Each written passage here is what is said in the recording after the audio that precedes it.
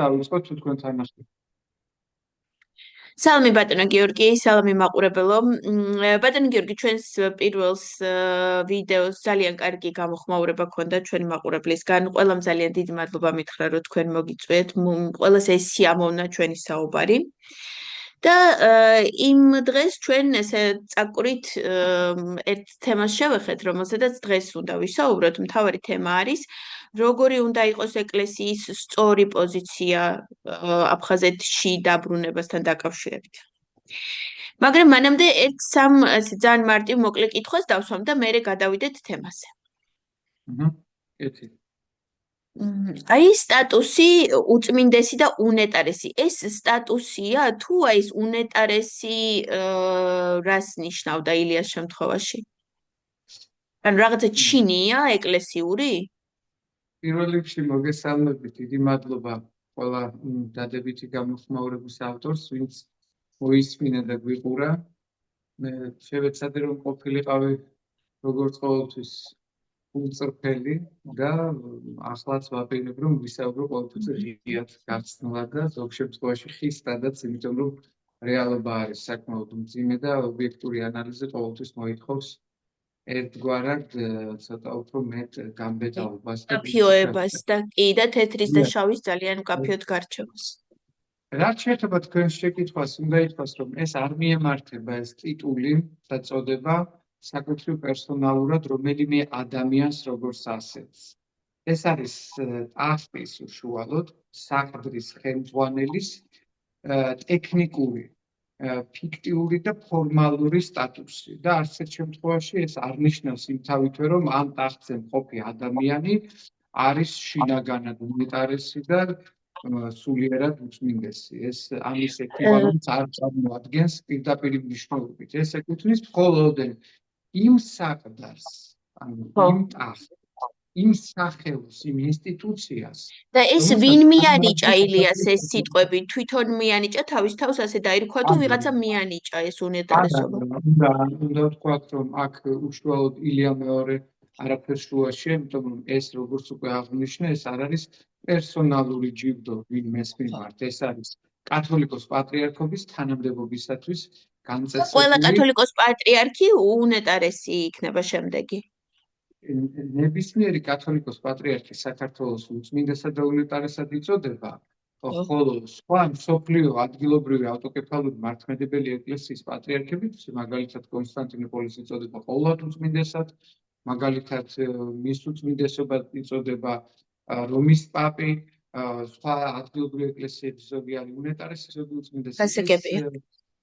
ეს არ წარმოადგენს პიროვნების მიმართ ფეტიშის ნაყოფს, ეს არ გულისხმობს მაინც და მაინც ადამიანის მიმართ გადაჭარბებულ პიეტეტს. პირადად მე ჩემი სუბიექტური აზრია, რომ ზედმეტია ასეთი ტიტულები და წოდებები. მე ჩემი კერძო შეხედულებით შემიძლია ვთქვა, რომ უაღრესად გადაჭარბებულად მიმაჩნია ამგვარი აღმატებული პატივი ამა თუ იმ თუნდაც საყდარზე მყოფი პიროვნებისათვის, რადგან ჟღერადობა აქვს ცოტა გამომწვევი და ამბიციური.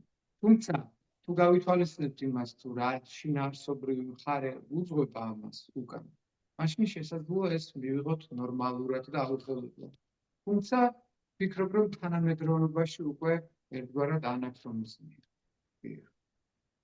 ანუ აი ასეთი ტიტულებით აი, როდესაც რუსეთიდან ილიას მომართავდნენ ბოლო წლებში ვითომ ავიწყდებოდათ აფხაზეთის და სამაჩაბლოს თქმა მისი სტატუსის დასახელების დროს. ხო, ეს უნებრივია. ჩვენ უნდა მოდით პატარა მცირე ისტორიული ექსკურსი ჩავატაროთ, ხო? ბოდიში. მიკროფონს დახედეთ, აქვს თუ არა და ჩართულია თვითონ ის მწვანე ანათებს დაჭერილი გაქვთ? ანთია ხო მწვანე? კაი. განვაგრძოთ საუბარი? განვაგრძოთ, კი. ისტორიული ექსკურსი კარგი იქნებოდა, რომ გავიხსენოთ თუ როგორ ჩამოყალიბდა ჯერ საერთოდ სულაც აფხაზთა საკათალიკოსოს მე-20 საუკუნეში დაარსდა და ცალკე ავტონომიური საკათალიკოსო შეიძლება ითქვას. შემდეგ უკვე, როდესაც ერთიანი საქართველო ყალიბდება, პრაქტიკულად მე-11 საუკუნეში. მაშინ უკვე საერთო საქართველოს საპატრიარქოს შემადგენლობაში შემოდის აფხაზეთი. მაგრამ უკვე რამდენიმე საუკუნის მერე მე-15 საუკუნეში ლიხთ-იმერეთის საკათალიკოსო ყალიბდება და მას ბიჭვინთაში აქვს კათედრა და უკვე მე-16 საუკუნიდან გელათში. და ასე გრძელდება პრაქტიკულად 1811 წლამდე, ვიდრე ავტოკეფალიის გაუქმებამდე. შეიძლება ითქვას, რომ მას თავისი ავტონომიურობა ყოველთვის გააჩნდა ეკლესიური თვალსაზრისით, მაგრამ მთლიანობაში მაინც უპირატესად განიხილავდა ცენტრს, ანუ მცხეთა თბილისის ავტოკეფალურ საყდარს, რომელთანაც მას ჰქონდა ბუნებრივი ალიანსი და ჰქონდა ევქარისტიური ვალდებულებები და კავშირი. მაგრამ მე უკვე, როდესაც იმპერია რუსეთისა შემოდის და ანექსია ხდება, აფხაზთა სამთავრო და საერისთავო პრაქტიკულად უკვე შთანთქა რუსეთმა და ბოლოს 1850 წელს ჩამოაყალიბეს სოხუმის ეპარქია.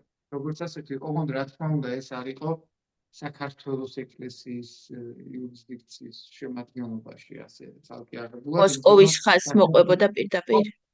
დიახ, იმიტომ რომ უკვე საქართველოს ეკლესიის ავტოკეფალობა როგორც ცნება აღარ არსებობდა ბუნებაში, იმდენ იქნა რუსეთმა, რომ 1811 წელს როცა იგი გააუქმა, მანამდე 1801 წელს მოხდა ანექსია, 10 წელი დაჭირდათ, რომ ეკლესიური დამოუკიდებლობაც პრაქტიკულად გაეუქმებინათ, გამომდინარე იქიდან, რომ ისინი თვლიდნენ, არ შეიძლება იმპერიაში იყოს რამდენიმე ავტოკეფალიური ეკლესია, რადგან გრძნობდნენ რა, რომ საქართველოში ეკლესია ამავდროულად იყო ეროვნულ-კულტურული ფასეულობების, სულიერი ღირებულებების და პატრიოტიზმის ერთგვარი ტრიბუნა, შესაბამისად საფრთხის შემცველად მიაჩნდათ, რომ საქართველოს ეკლესია როგორც დამოუკიდებელი ერთეული იმგვარად არსებული იყო, რადგან ამით ისინი ვერ გაატარებდნენ გაავებულ კოლონიალისტურ, ექსპანსიურ, იმპერიალისტურ და ასიმილაციურ პოლიტიკას, რომელიც ემსახურებოდა პირდაპირ რუსიფიკაციას, ანუ გარუსებას,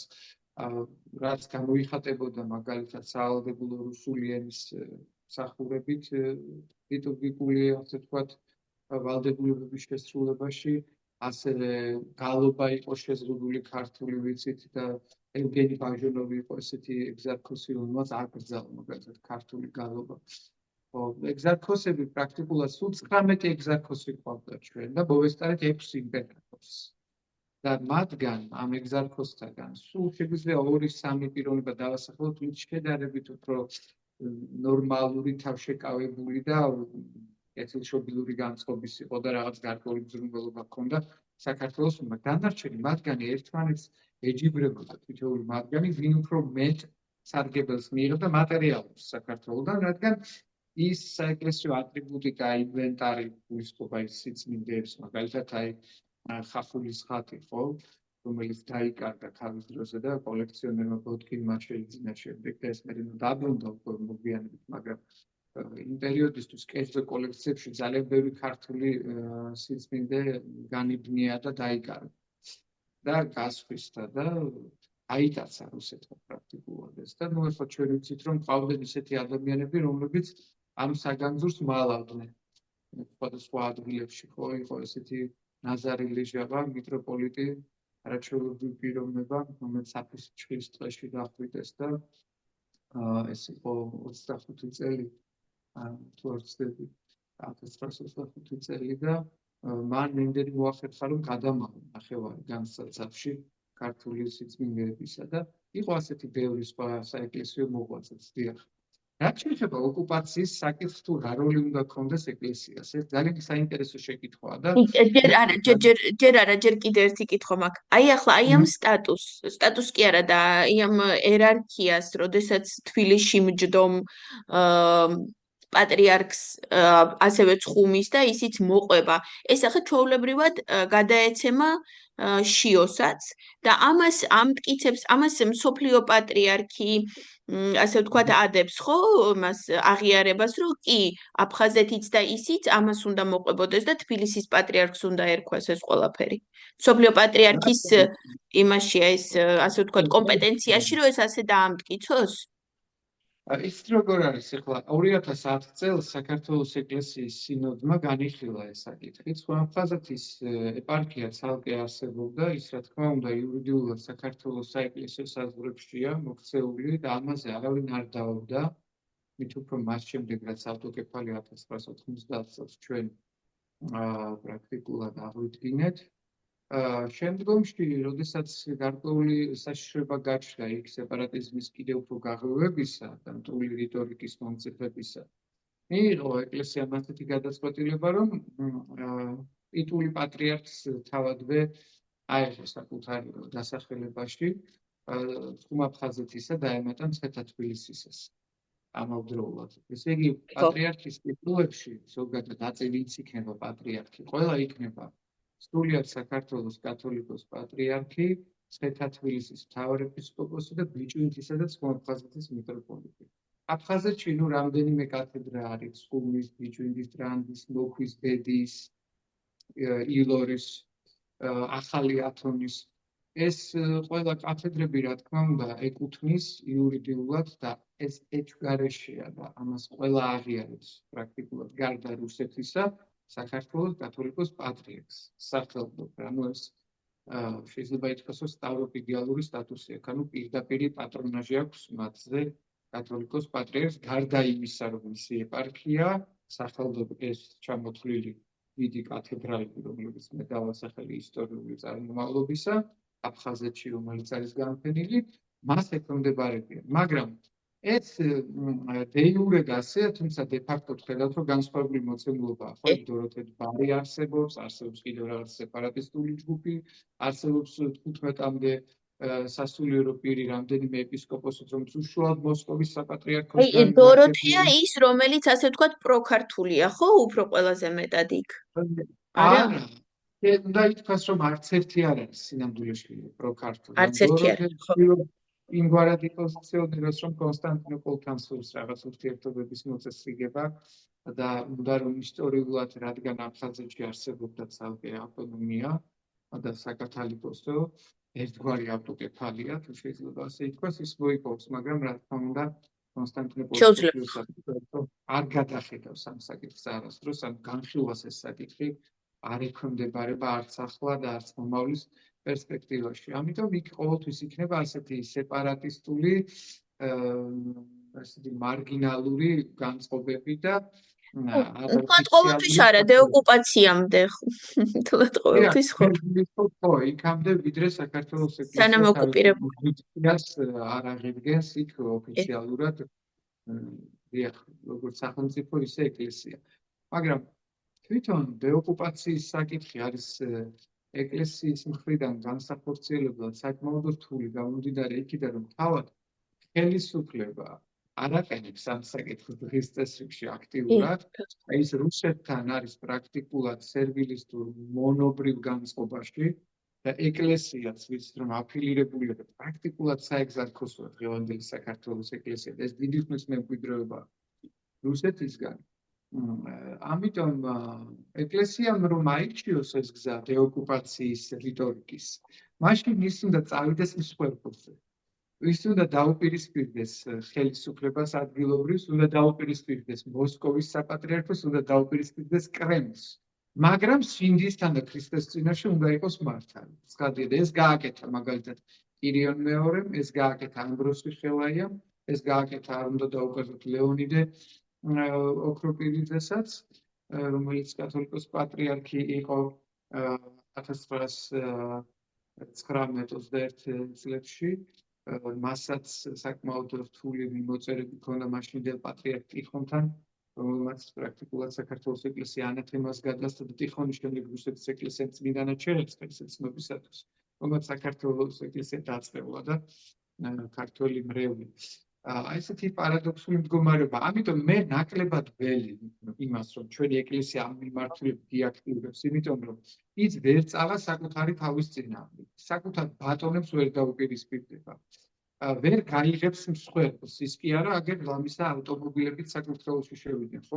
მთავრობაში ხედავთ, როგორი გაჭგიმულები, როგორი ამბიციურები და საკუთარ არ მიაჩნია და დედამიწა ქალამდე. ხო, ამათ რა მსხვერპლის გაღება უნდა მოვთხოვოთ ჩვენ.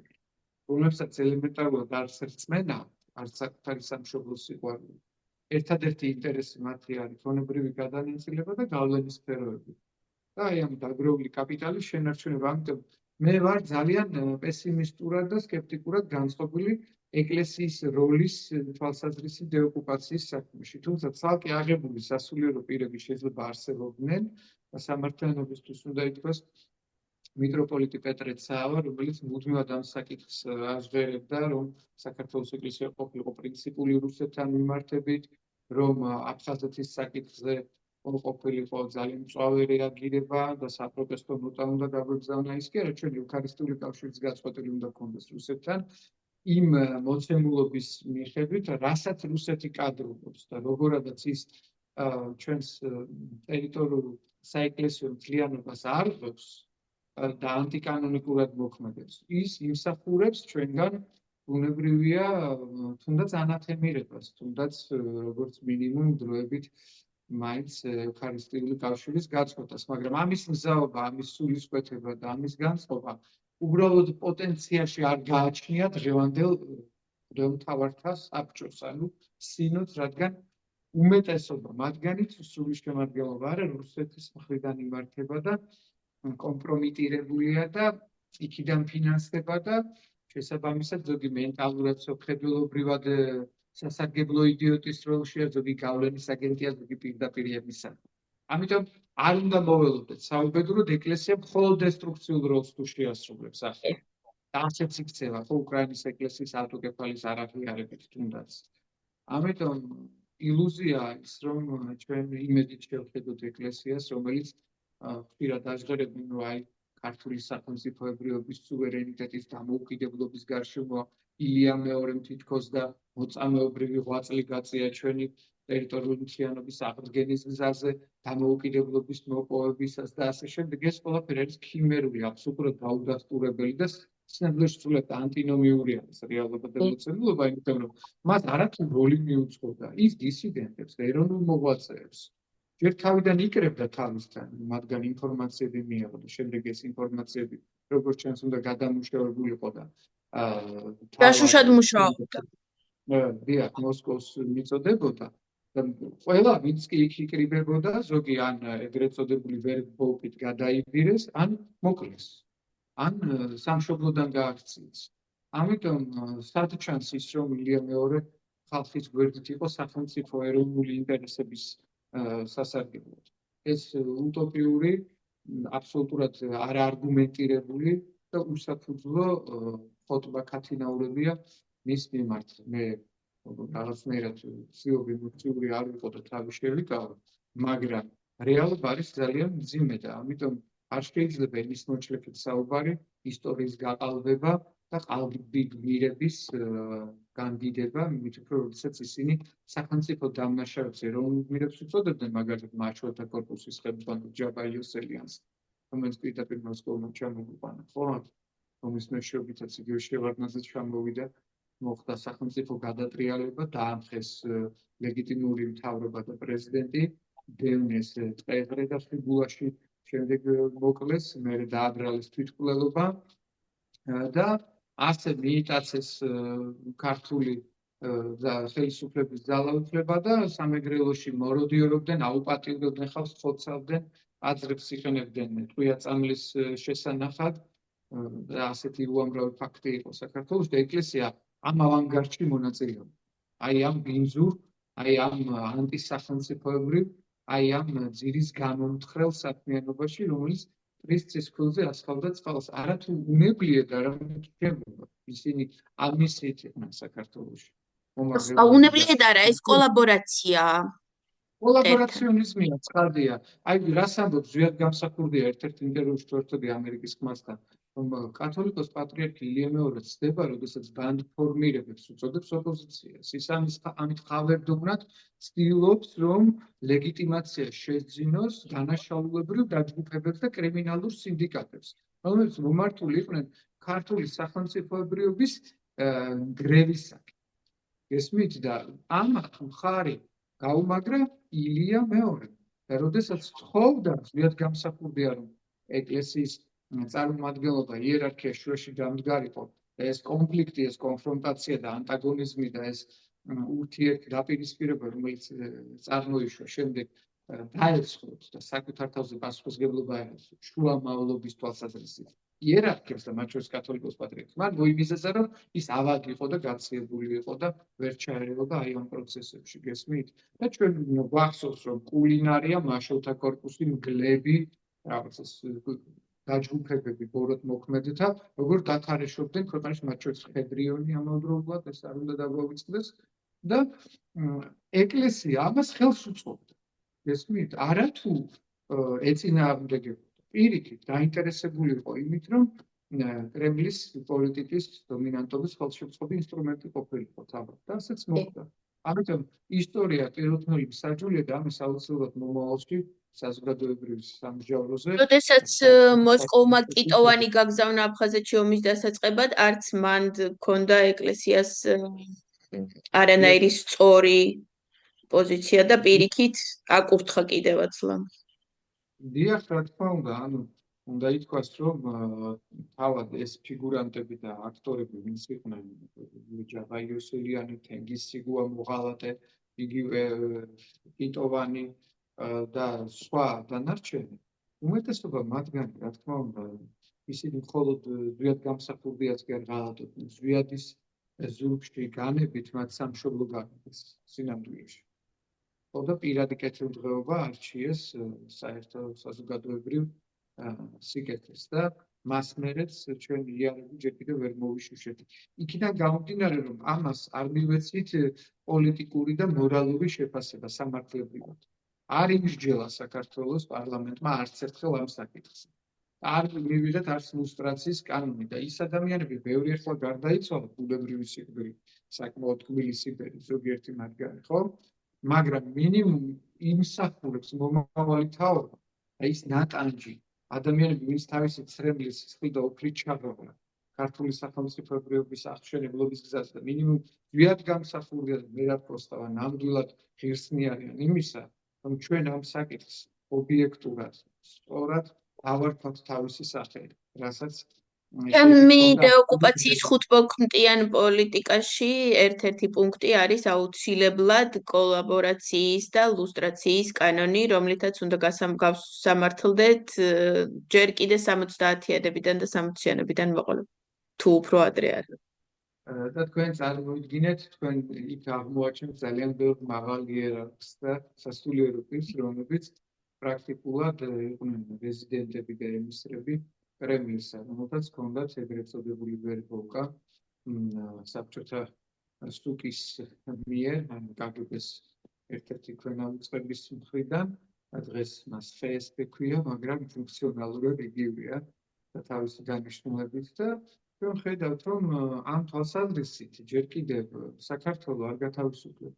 საქართველოს ეკლესიაც ფიქტიურად არსებობს, როგორც ავტოკეფალური ერთეული. ბოლო სასამართლოზე ბაჩო ახლა იასახა ისე თავიდან აქვს სასამართლოები, ერთი უკვე დახურულია და მეორე ახალი, რომელიც დაიწყეს ბოლო, ის ჯერ კიდე გახსნილი იყო და იქ თქვა სიტყვით გამოსვლა რო ქონდა, რომ მიშა დღეს იმიტომ მზის ციხეში, რომ ჩვენ თავის დროზე არ გავასამართლეთ ზვიადის მოღალატეები და ამას აუცილებლად გავაკეთებთ და ეს აუცილებლად გასაკეთებელია მომავალში, თუ გვინდა რომ ამ ჭაობიდან ამოვიდეთ ერთხელ და სამუდამოდ, რასაც ქვია საბჭოთა კავშირი და რუსეთი. გვიან ვიდრე არ არის კარგი ასეთი თვითაღიარება. ზოგადად მართლაც ისე მოხდა, რომ შემდეგში შევარდნაძის ხელისუფლების მემკვიდრეობა იყო ნაციონალური მოძრაობაც, ხო? პრაქტიკულად ის კოლექტივის ახალგაზრდები ზოგიერთი მათგანი იმ პერიოდში ზოგმა არ იცოდა და ისე დაუკავშირა თავის პოლიტიკურ ცხოვრებას, სხვა არჩევანი არც იყო და ასეთი იყო მოცემულობა და ამით ის ზოგადად კადრების დეფიციტი ყოველთვის არის საქართველოში და აქედან გამომდინარე ძალიან დიახ, ეს პრობლემა არის და ამიტომ მართალია კი უნდა გამოგვეძიებინა ეს საკითხი, უნდა სამართლებრივი მსვლელობა მიგვეცა და მინიმუმ სიმბოლურად მაინც პირობითი სასჯელები დაგვიკისრებინა. მე არ ვამბობ ახლა იმას, რომ მაგალითად 80 წლის კიტოვანი ჩაგვისვა ციხეში. შეიძლება არ ჩაგვისვას ციხეში, მაგრამ არა, სტატუსი უნდა მიგვეცა მისთვის. სტატუსი უნდა მიგვეცა ის იყოს სამშობლოს მოღალატე კი. და პირობითი სასჯელი უნდა ქონოდა. უბრალოდ შეიძლება არ აღსრულებული იყოს სხვა იმგვარად, რომ თავისუფლება აღუკვეთა მის. ისე ძალიან საშინლად და ისე ძალიან ცუდად მოკდა კი არა და ჩაძაღდა რუსეთში, რომ აი ზუსტად როგორც იმსახურებდა ისე, მაგრამ სტატუსი რო არ წაიღო თან, ეს ნამდვილად არ არის. დიახ, მაგრამ მე ვფიქრობ, რომ ერთხელ და სამუდამოდ საქართველოში ჩვენ გვინდა რომ მართლაც აი დემოკრატიული, წარმატებული, სამართლებრივი სახელმწიფო ჩამოვაყალიბოთ, ჯერ კიდევ ფორმირების გზაზე ვართ. ხო, ახლა უკან მივდივართ. ისეთი აღმასვის დინამიკა გვაქვს ქართული ოცნების ხელისუფლების პირობებში. არათუ პროგრესირებთ და წინსვლა და განვითარება გვაქვს, ხო? პირიქით. მაგრამ თუ გვინდა რომ მოდესმე რაღაც ქმედითი ნაბიჯები გადავდგათ იმისათვის, რომ წინ წავიწიოთ, აუცილებელია წარსულის სწორად შეფასება, იქიდან სწორედ დასკვნების, განსახი ანალიზური მსჯელობით გაკვეთილის მიღება და შემდგომში ამ შეცდომების არ გამეორების პრეცედენტს ეს უკვე წარმოუშვებს, იმიტომ რომ როდესაც ესეთი მუდმივი დაუსჯელობაა, როდესაც დეზორიენტირებულია საზოგადოება, როდესაც არაფერს არ მიეცა არც მორალური, არც სამართლებრივი შეფასება და უბრალოდ რეალისტების ჯგუფი დარჩა, რომელიც შეიძლება ამაზე გულწრფელად წუხს და ისინიც უკვე პრაქტიკულად დაიღალნენ, ხო, მუდმივად ერთ რეგიონით თემაზე საუბრობთ და შეიძლება თავადაც უკვე რეალობის შეგრძნებას დაკარგეს. იმდენად დიდკივილს ატარებენ, იმდენად ტრაგიკული და დრამატულია მათ ცხოვრება. ამდენად ჩვენ ერთი რომ მათ მიმართ სოლიდარული უნდა ვიყოთ და პატივისცემი და სიყვარულით, მაგრამ მეორე მხრივ რეალობა ის არის, რომ რა თქმა უნდა, ახლა ის ხელისუფლება ვეღარ აღდგება სამართლებრივად, იმიტომ რომ ისინი არ ფიზიკურადაც აღარ არსებობენ, ხო, სულ რამდენიმე დარჩა. აი ახლა იყო მცდელობა შარშან რაღაცა ნოემბერში თუ ოქტომბერში რაღაცა შეხვედრები ქონდათ და ეს შეხვედრები ძალიან ისე დაიწყო საეჭვოდ ბილტმორში ქონდათ ყოველი შეხვედრა და ბილტმორი ძალიან ძვირიანი სასტუმროა. და მე რო ვეკითხებოდი ფული საიდან მოდის მეთქი იმისთვის რომ თქვენ ბილტმორში აკეთოთ თქვენი სხდომები და იქიდან გვამცნოთ რომ აღიდგინეთ თქვენი ხელისუფლება. მე აღმოჩნდა რომ ეს რუსეთიდან ფინანსდება და რუსული ფულით. რაც დაი ჩემთვის თავიდანვე აბსოლუტურად გასაგები იყო, ზოგს ახლა ეჭვეპარებოდა და მე დარწმუნდა, მაგრამ თან დაიშალა ეს ერთობა ახლა უკვე რამოდენიმე თვეში. და ეს მცდელობა. მე სულ ამას ვამბობ, რომ მე ძალიან მიყვარს ზვიად გამსახურდი და მე უაღრესად დიდ პატივს ვცემ მის თავდადებას და იმ მარტვილობას, რომელიც მისი მხრიდან მსხვერპლად საკუთარი თავის მიტანაში გამოიხატა სამშობლოსა და რაჯოზე. მაგრამ მეორე მხრივ, ანუ ამ საზოგადოებას, რომელიც მისი სახელით აპელირებს და პოზიციონირებს, ყველას და თითოეულ მათგანს ვერ ვენდობი, იმიტომ რომ ზოგიერთი არის გულწრფელი, ზოგი ანგაჟირებული, ზოგი პოლიტიკურად მოტივირებული, ზოგი გარეშე მტრის სამსახურში მყოფი მოღალატე. თავადაც ვერ ჩამოყალიბებულა, ვინ არის, რა უნდა, რა სურთ და ვინ ვისენდობა. იმდენი აგენტი გამოვლინდა მათში, ამიტომ ის ამბიცია, რომელიც აქვთ, რომ ახლა აღდგეს რაღაც მათ საწყისებზე სტატუს-კვო ხელისუფლებისა, რომელიც მაშინ არ შეულიყო, ეს ფიზიკურად უკვე შეუძლებელია სამწუხაროდ. და მეორე მხრივ კიდევ მორალური საფუძველიც უკვე ეცლებათ, რადგან თავად ვერ გარკვეულან და თავად უჭირთ ერთმანეთის ნდობა.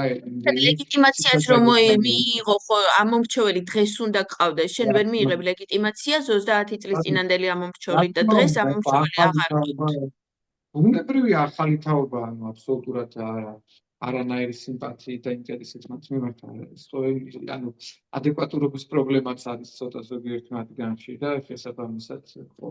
ეს უბრალოდ უნდა ვთქვათ, რომ არის ძალიან მტკივნეული საკითხი და ჩვენ მათ კი არ უნდა დავცინოთ, კი არ უნდა გავეშავშოთ. ცხადია, არამედ უნდა ვიყოთ თანაგრძნობით, მაგრამ უნდა განვმარტოთ და აუხსნათ, რომ დღევანდელი რეალობა უკვე მათთვის პოლიტიკური პერსპექტივის თვალსაზრისით დასრულებულია. სამწუხაროდ. თავისუფლების ვეტერანების სახელი ვუწოდოთ და ამით ვცეთ პატივი, იმიტომ რომ მათ მოგვიტანეს თავის დროზე თავისუფლება. ბუნებრივია და რა თქმა უნდა მადლიერი ვართ ამისათვის და ისტორია შეაფასებს მათ ღვაწლს, მათ ამats და დამსახურებას.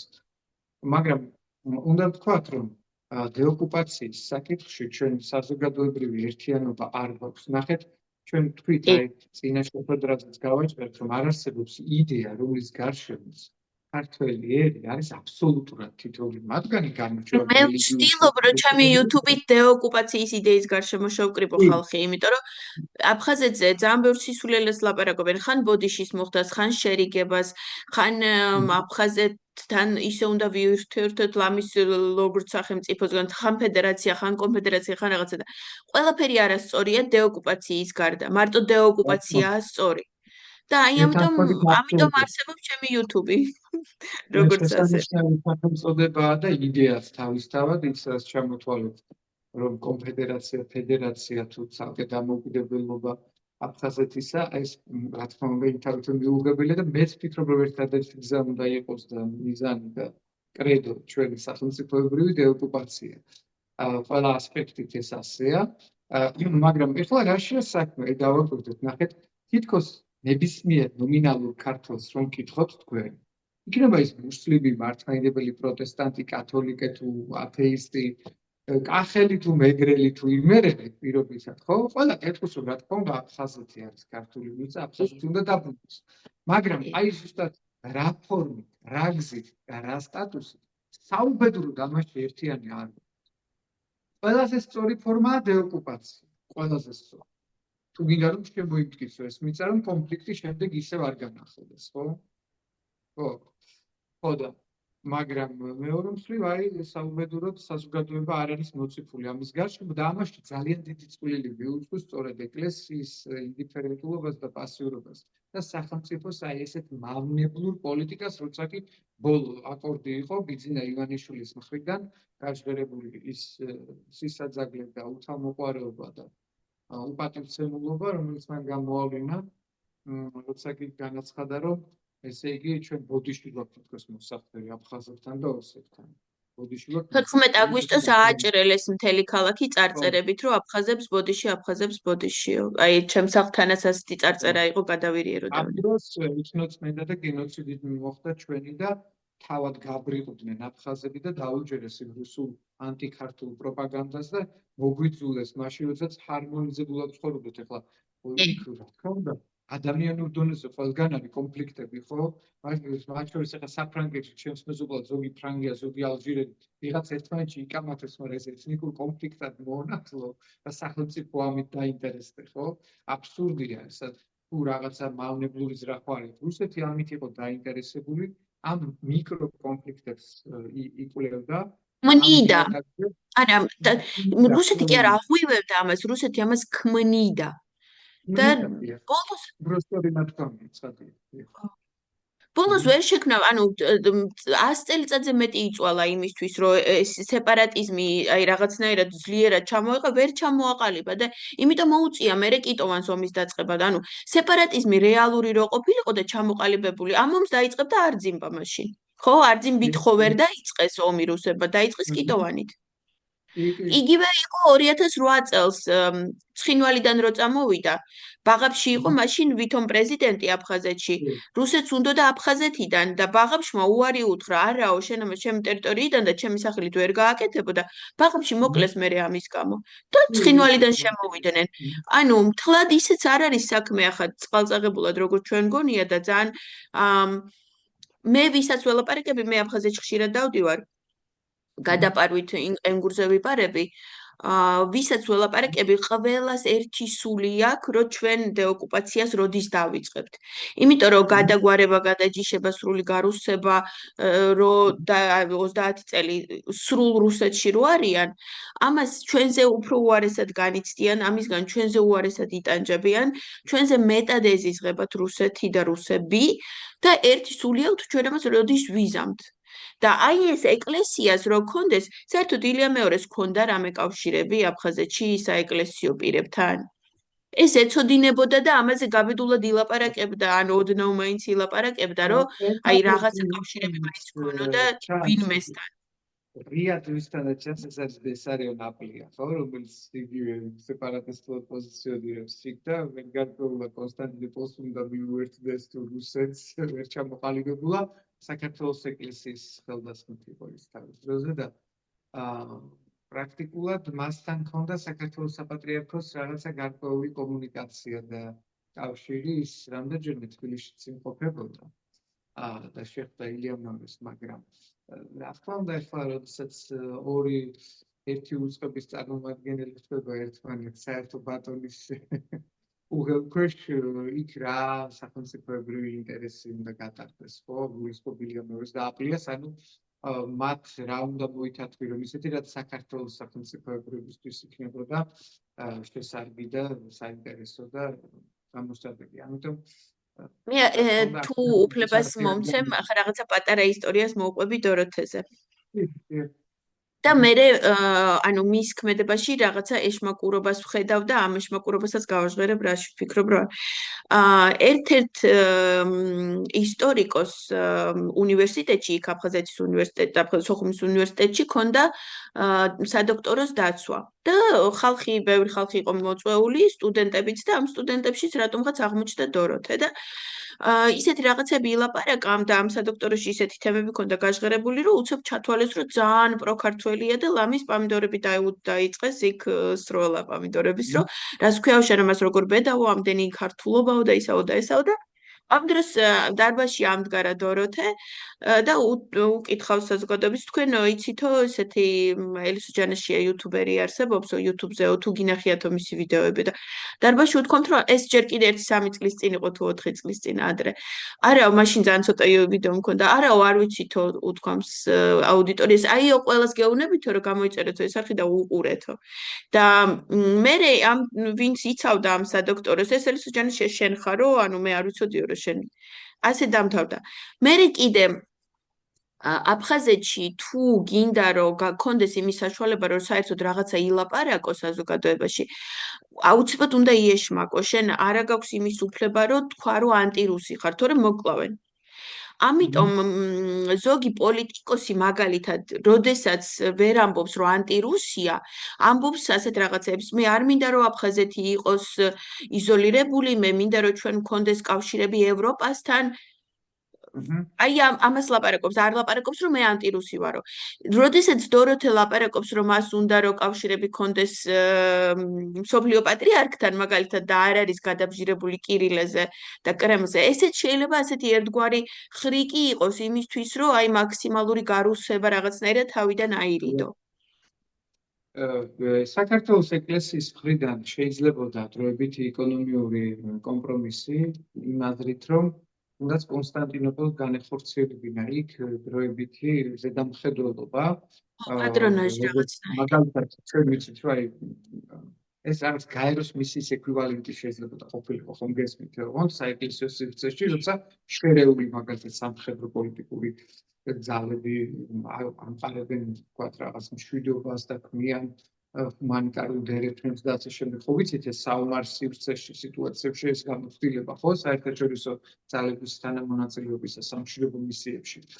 აი რაღაც მსგავსი შეიძლებოდა ჩვენ ეკლესიის მხრიდან კონსტანტინოპოლთან დაორგანიზებული ყოფილი. ხო, მაგრამ ეს არ დაუხო საქართველოს ეკლესიამ, იმიტომ რომ რუსეთი გაბრაზდებოდა. რუსეთი გაღიზიანდებოდა, რა თქმა უნდა და ანუ არც ერთ საერთაშორისო გადაწყვეტილებაში, რომელიც ეკლესიათა შორის ურთიერთობებს გულისხმობს. საქართველოს ეკლესია არ პოზიციონირებს არც როგორც დამოუკიდებელ და არც როგორც რუსეთისგან თავისუფალ.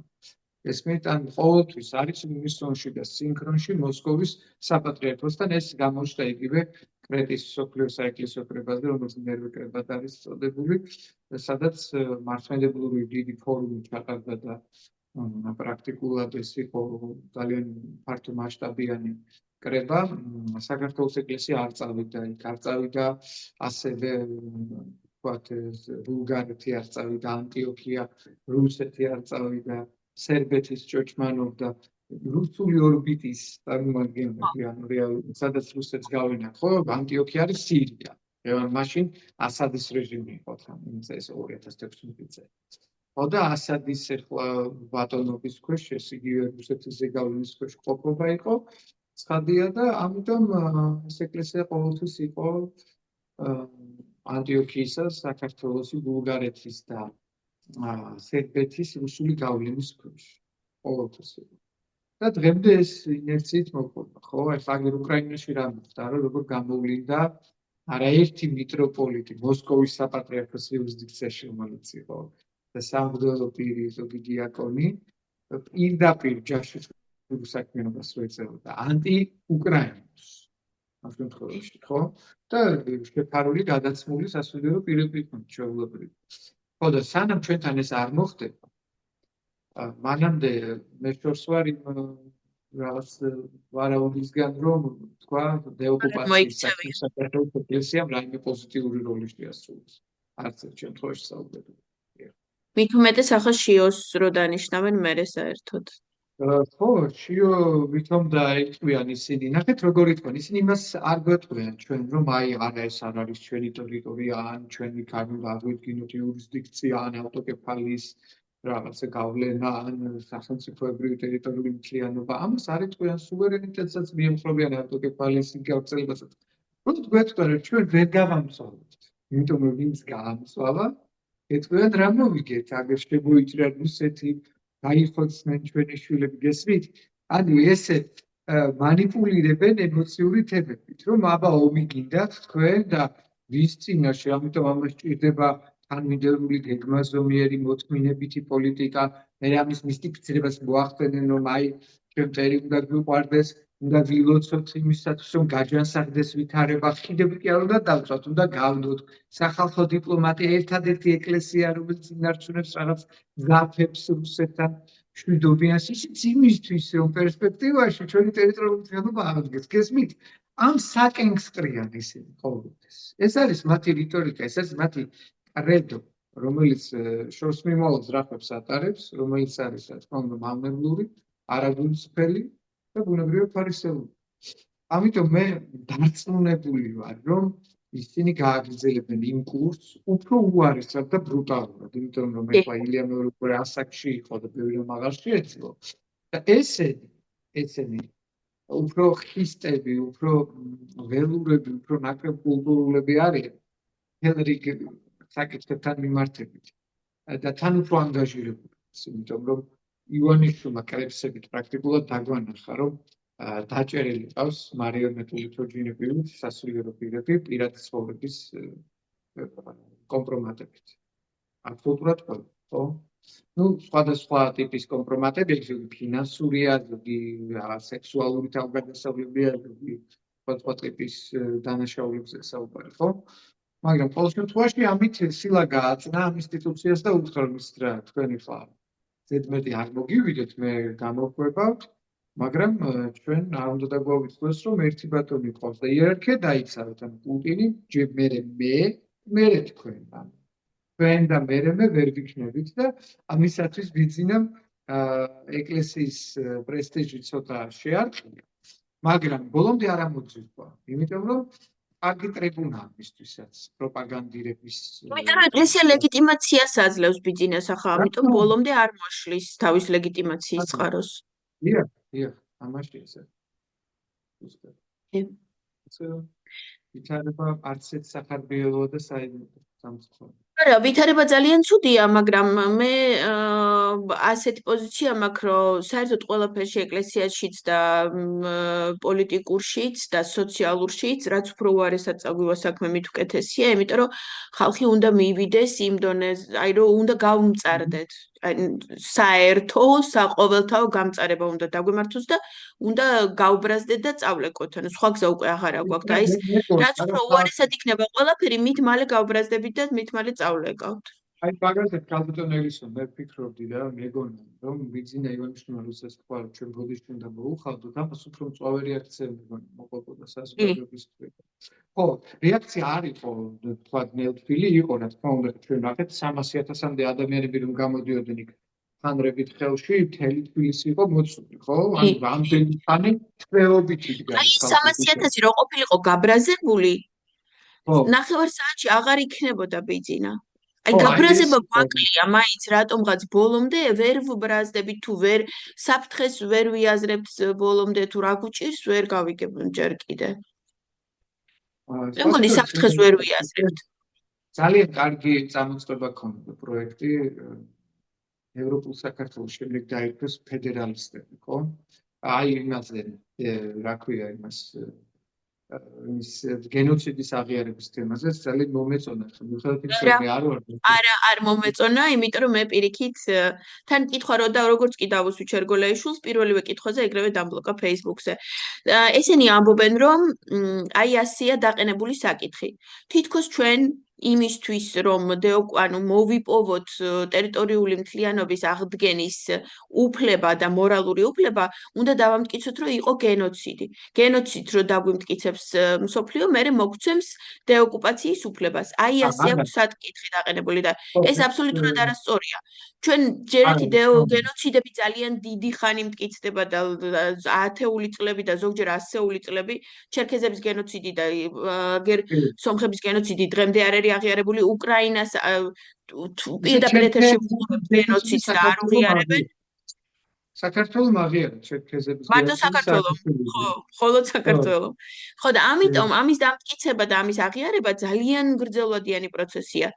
და დეოკუპაციის სტატუსი და ოკუპირებული სტატუსის ქვეყნის სტატუსი რომ მივიღე მე, იმ მომენტში ეგრევე მივიღე დეოკუპაციის უფლება. ოკუპირებული რომ დამარქვეს, ეს იმას ნიშნავს, რომ ტერიტორია ჩემია და მე დეოკუპაციის უფლება მაქვს, ოღონდ თუ მაქვს საშუალება გავაკეთებ.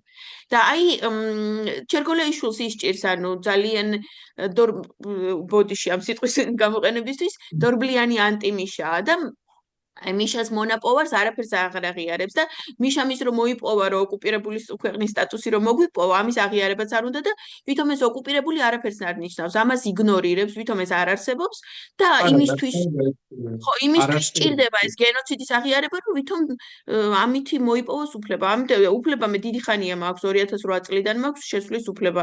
ოკუპირებული დაარქვა უკვე მსოფლიო. ამიტომ ეს არა.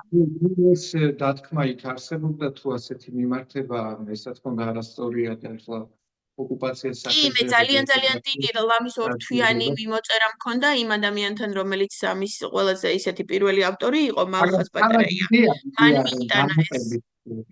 დამატებით ამ საკითხზეც იმუშაოს სახელმწიფო და ყველა ტრიბუნა გამოიყენოს. ამას არ ჭირდება ახლა ჩერგოლაიშვილი და არ ჭირდება რაღაც ცალკეული პოლიტიკური პარტიის აქტივობა. ხო, სახელმწიფო უნდა გრძნობდეს ამას, რომ დამატებითი გარემოება დეოკუპაციის ხელშემწყობი და არა განსაზღვრელი, მაგრამ ხელშემწყობი შესაძლოა ესეც ყოფილიყო, რეალ. რომ ჩვენ ამაზე გვექცევა ყველა მაგალითად ამაზე რა თქმა უნდა პარალელურად მუდმივად ვიმუშავებთ ამაზე, მაგრამ ჩვენ იმას არ დაველოდებით, რომ სანამ ეს არ მოხდება, მანამდე მე აქ უნდა ვისწრებდე სახში ვერ უნდა დავბრუნდე. ეს ერთი. ხო. მე ყველა შემთხვევაში მაქვს მორალური ძალიან ცუდი, ანუ ბევრი ეს რამოდენიმე წელია უკვე ეს გენოციდის თემა არის ისეთი გაღვივებული და ძალიან ცუდი წარდგენა ქონდათ ამ თემის და მე სიტყვებზე გამოვეკიდე მათ. ესე რომ აი უნდა მოვიპოვოთ მორალური უფლება იმისთვის, რომ აღვიდგინოთ სახელმწიფო, რას ნიშნავს მორალური. საერთოდ რო არ ყოფილიყო გენოციდი და მე უბრალოდ გამომაგდეს სახლიდან. არა, მაქვს მორალური უფლება, უკვე მაქვს, როცა გამომაგდეს, მაშინ დაბრუნების ავტომატურად უკვე მქონდა. არანაირი მორალური უფლების მოპოვება არ მჭირდება. თვითონ, ანუ მოკლედ რა, თემა სწორია, მაგრამ არასწორი კუთხით იყენებს პოლიტიკურად თვითონ ეს პარტია ამ თემას. გენოციდზე ვიმუშავებთ, რა თქმა უნდა, მაგრამ ეს არანაირი არც წინაპირობა, არც არაფერი არ იქნება დეოკუპაციის. დეოკუპაცია მოხდება ყველა შემთხვევაში, გენოციდი რო არასდროს არ გვიღიარონ მაინც. ეს რა თქმა უნდა, ბუნებრივია. რომ შეიძლება ყოფილიყო დამატებითი ფონის შემქმნელი საზოგადოებრივი აღქმისთვის, გულისხმობს საერთაშორისო საზოგადოებას. თან ამ გენოციდის თემით ბოლო დროს ისე ძალიან манипуლირებენ სოციალისტები და მემარცხენეები და რაღაცეები, ისრაელს აბრალებენ ღაზის გენოციდს, ლამის ამერიკას დააბრალო ნახა ირანის გენოციდი და ეს გენოციდის თემა ცოტა ბოდიში და გატუხებულიც არის იმდენი ათრევს. გეთანხმებით, კი, ამაზე დიდი სიფრთხილეა საჭირო, რა თქმა უნდა.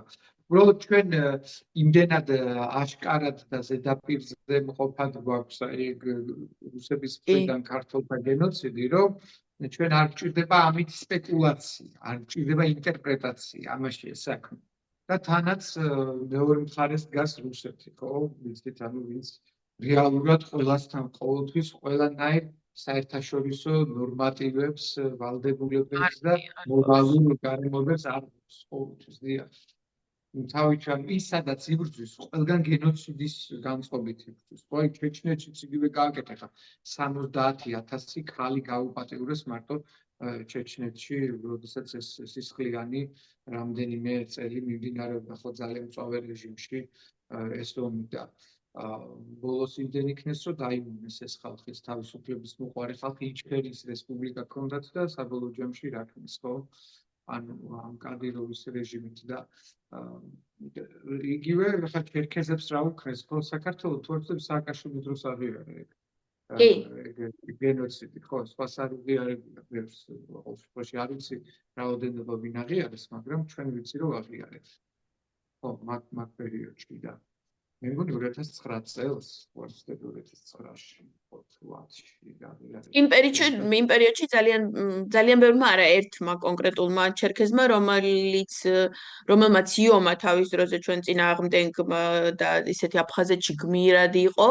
მანამდე გმირის სტატუსი ჰქონდა, მე გაიფუჭა სახელი, იმიტომ რომ ძალიან პროქართველი გახდა, პროქართველი ბჭყალებში, იმიტომ რომ რაღაცა ისეთი არასწორი სიტყვა ტერმინი არის სხვა რა ვთქვა, მაგრამ მაგ პროქართველობის იმის გამო რომ ჩვენ ჩერქეზების გენოციდი ვაღიარეთ, ის უცებ გახდა პროქართველი და ბოდიში სისულელე იყო, არ უნდა გვეომაო, რაღაცა და ესეთი რაღაცები დაიწყო მერე საუბრები და ну, ამისთვის გააკეთა რა თქმა უნდა თავის დროზე მიშა მე ეს რომ ესეთი რაღაცა მოტრიალება მომხდარიყო.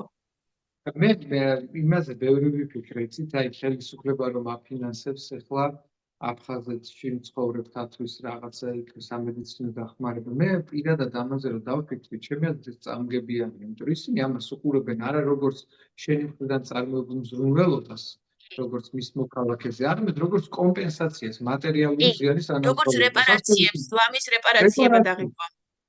დიახ, ამიტომ ჩემს უნდა შევწყვიტოთ ეს ძალიან დიდი უთანმოყვარეობა. ათქნე და რუსებმა ომკურნალო.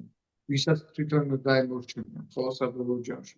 ნები თუ უნებლიეთ ვისანკესაც წარმოიქმნեն. ასე რომ ეს გადაყრილი თანხებია ჩემი აზრით. ხოლმე ყველა ჯანმრთელობას უსურვებ. იმას არ ვამბობ, იქ ვიღაცა მოკვდეს წამლის გარეშე და ოპერაციის გარეშე, მაგრამ ყოველ შემთხვევაში ეს არ აღიქმება იქეთა მხარეს იმგვარად რომ შემრიგებლური ნაბიჯია თითქოს ეს არის პროცესებში ძალიან ბევრი და დიდი კორუფცია, ამიტომ ახლა კოცები მაგ კორუფციას არ გავთიშავენ და თავის ჯიბეზე ახლა ფულებს არ დაიკლებენ, ამიტომ ბუნებრივია, ისევე როგორც ახლა აფხაზეთის ლეგიტიმური მთავრობა რომ არსებობს, ის ნომინალურად ზის თბილისში და იქაც ვიცით რომ კოლოსალური თანხები გასაგებია. იმ მთავრობის მოგონილია ეს პროგრამა, იმ მთავრობის დანიშნულია და ზუსტად იმ მთავრობის ჯიბეებში მიდის იმ კორუფციის თანხის ნაწილები. იგივე ეხება შუქსაც. ყირიმს უკრაინამ წყალი გაუთიშა, როცა ყირიმი ანექსირა რუსეთმა და ჩვენ შუქს თან ისე ვამუშავებთ უკვე რომ ენგურის მთლიანად იქით მიდის, ადრე მხოლოდ 40% მიდიოდა. მერე ბიძინამ იქ ჩაიტანა თავისი კრიპტოები იმისთვის რომ იქით უფასოდ მიდიოდა შუქი და თავის კრიპტოფაბრიკები აფხაზეთში გააკეთა და მთელი შუქი, მთელი ენგურ ჰესი ბიძინას კრიპტოებს ანუ ამუშავებდა და საქართველოს შუქს ყიდულობს. და მთელი ენგურის შუქი იქით მიდის უფასოდ.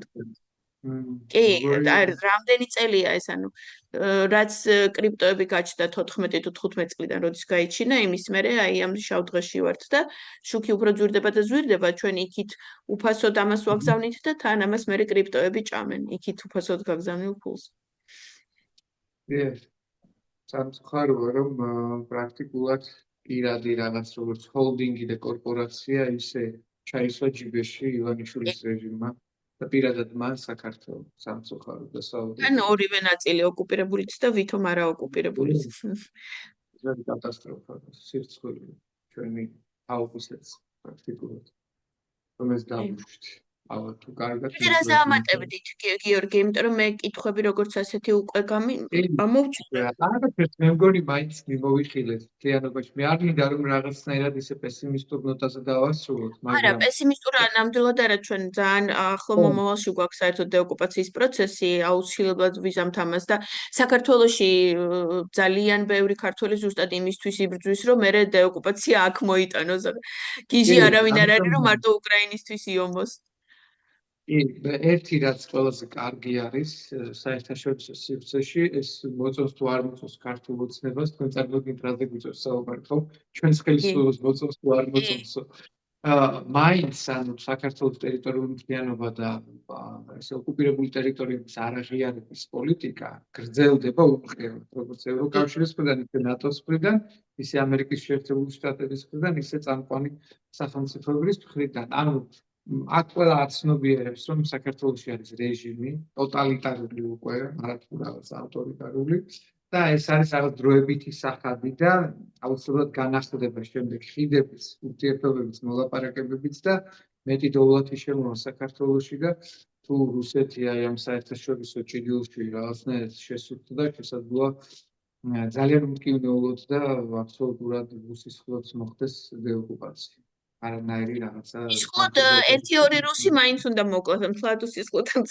ძალიან ცოტა შეიძლება არაქრისტიანულად ჟღერდეს, მაგრამ არა, მესმის ეს შეიძლება ისედაც მოხდეს, ხო, იგივე აგერ უკრაინაში ჩვენ ხედავთ, რომ ყოველდღიურად მინიმუმ 500-დან 700-მდე სამხედრო რუსი და ის რუსები, რომლებიც ახლა ჩვენს ოკუპირებულ ტერიტორიებზე დგანან ჯარისკაცის ფორმით, ისინი ან ჩვენ ისინი განადგურებით უნდა გავყაროთ და განადგურებით უნდა მოვაშოროთ ტერიტორიას. მე ზოგადად დაშვებული ბოროტების მომხრე ვარ სახელმწიფოს მხრიდან, რაც თავდაცვას ეხება, ხო და როცა წერი შემოჭრილია და ის ჩვენი კონსტიტუციური წესრიგის დამრღვევია, რა თქმა უნდა, მე მოვალება, რომ თუნდაც מחვილით დავიცვათ ჩემი ქვეყნის ერთიანობა და წერი რუსი იქნება თუ ყაბარდოელი, ამას მნიშვნელობა არ აქვს. ყველას უნდა გაუცდებით შესაბამისად. უმებრივია, რა თქმა უნდა. ბასილ კობახიძე ადრე ძალიან აქტიური იყო Facebook-ში. მე რამოდენიმეჯერ დაბლოკეს და მე კი თითქოს განბლოკეს, მაგრამ თავისი აქტიურობა არ აღადგინა და რატომ არ აღადგინა, თქვენ ხომ არ იცით? ხო, ბასილ კობახიძე საფრანგეთში ცხოვრობს, მას ჰქონდა რაღაც ჯანმრთელობის პრობლემები. მასთან მეგობრული კავშირი თქვენ? კი, ძალიან ახლო ურთიერთობა ჰქონდა ჩვენ, მაგრამ ბოლო პერიოდში აღარ გვაქვს კონტაქტი, იმიტომ რომ მას ჯანმრთელობის პრობლემები აქვს და თან აქვს ჰიპერტონია, ანუ მაღალწნევიანია, ჰქონდა მამოძრაულად ცოტა დეპრესიული ფონიც და დროებით ექიმებმა ურჩიეს საჯარო აქტივობისგან თავის შეკავება, რადგან ემოციური პიროვნება მგრძნობი არის, პატარა ნერვიულობაზე ცუდად ხდება. ხო და ამიტომ დროებით პუბლიკისგან თავს იკავებს. კი ძალიან უნდა ვიცი და სულ ვერ ითმის, მაგრამ ოჯახიც არათროს საშუალებას, რომ ასეთ სუიციდურ აქტზე წავიდეს, ნახევრად ხუმრობით ვამბობ, იმიტომ რომ პრაქტიკულად შეიძლება მართლა გულიშკეთება დაემართოს, ვიდრე ემოციურად გამისცეს ხოლმე უსამართლობას.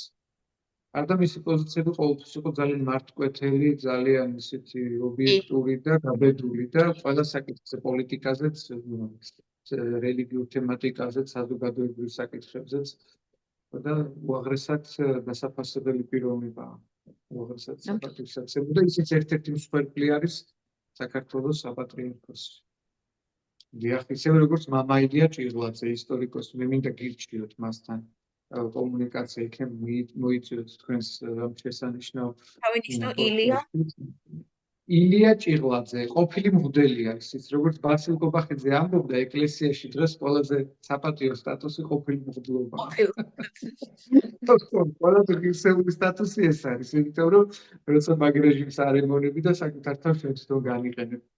მან თავადაც დატოვა დასაჯა ცოტა ხანი საპატრიარქო და მე თავად დატოვა მღვდლობა პროტესტის ნიშნად, რასაც ხედავს ამ რეჟიმში. ძალიან საინტერესო ადამიანია, ჩემი მეგობარია, მამა ილია ჭირლაძე, ირაკლი ჭირლაძე, პროფესორი სახელით სადღეისოდ და არის ისტორიკოსია, დოქტორი, ამავდროულად არის სამართალმცოდნე, ასევე არის კარგი თეოლოგი, სიძველით დამცველი და ბევრ საკითხებში კომპეტენტური პირი, მათ შორის პოლიტიკურ თემატიკაზეც ჩვენი თანამოაზრე და თანამებრძოლია. მე დარწმუნებული ვარ, თქვენ ახთოვანდებით მასთან ურთიერთობით, თუ შეესწრებით კავშირზე დასვლას. კარგი, ძალიან დიდი მადლობა დღევანდელი საუბრისთვისაც, ამ რჩევისთვისაც და მომავალ შეხვედრამდე. საქართველო იქნება დაოკუპირებული. ამინ, აუცილებლად. მადლობა. კარგი საღამო.